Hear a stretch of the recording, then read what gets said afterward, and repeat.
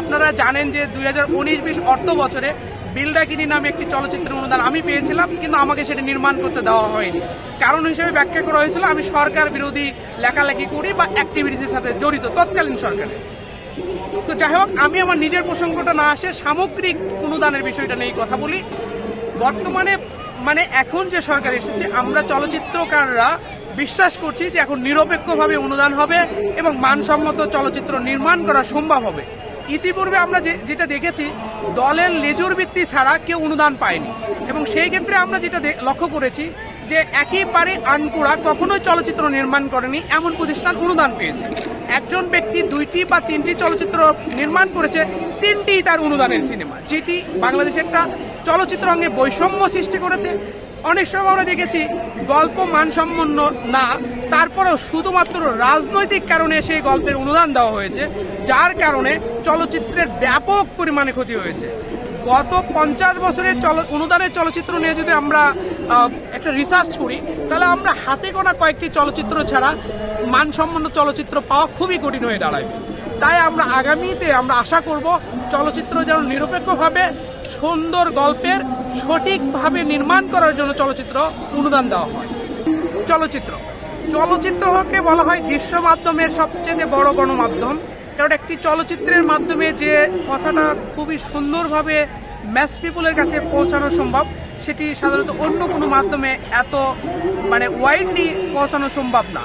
কিন্তু বাংলাদেশের ক্ষেত্রে আমরা যে সেন্সর নামে যে সারাশি অভিযান দেখতে পাই, এটি অত্যন্ত গর্হিত এবং অত্যন্ত ন্যাক্কারজনক।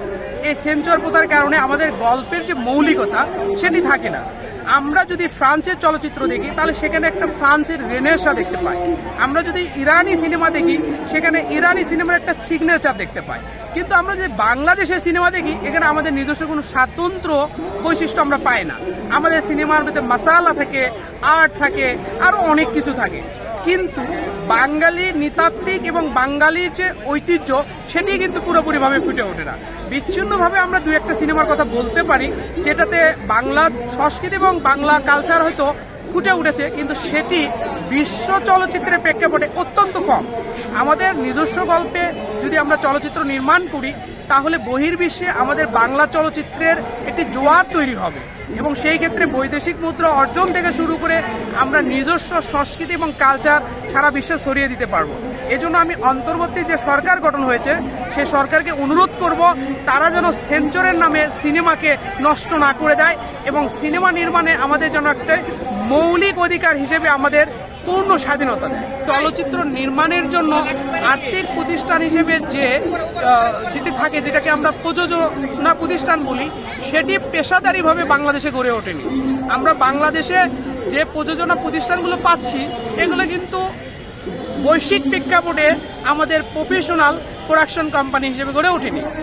তো এর কারণে যেটা সমস্যাটা দাঁড়াচ্ছে, যখন আমরা একটা ভালো গল্প রেডি করছি, সেটি নির্মাণ করার জন্য যে অর্থ বরাদ্দের ব্যাপার বা প্রযোজনা সংস্থার প্রয়োজন, সেটি পেশাদারিত্বের জায়গা থেকে বাংলাদেশে গড়ে ওঠেনি।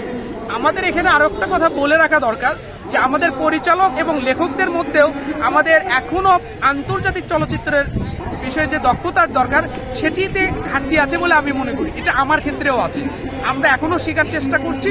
তবে একটি দেশের উন্নত চলচ্চিত্রের জন্য রাষ্ট্রীয় পৃষ্ঠপোষকতা ছাড়া কখনোই সম্ভব না। সেটি হচ্ছে রাষ্ট্রের চলচ্চিত্র নির্মাণের স্বাধীনতা।